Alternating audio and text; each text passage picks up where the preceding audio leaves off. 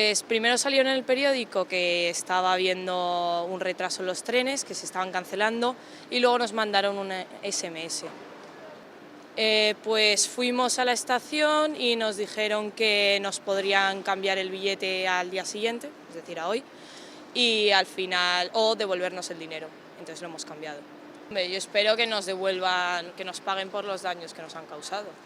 Teníamos que haber llegado hoy aquí, nos hemos saltado un día de vacaciones, luego encima tuvimos que ir a la estación, que eso ya cuesta dinero, el ir a la estación, estar ahí horas esperando, perdiendo el tiempo, y luego tuvimos que volvernos de la estación y apañárnosla para estar por ahí. Bueno, afectado en el sentido de que tienes que trabajar al día siguiente y claro, pues ya es un marrón importante, eso por un lado. Por otro lado, económico. Tienes que volver a pagar los billetes y luego reclamar los que había en su momento, ¿no?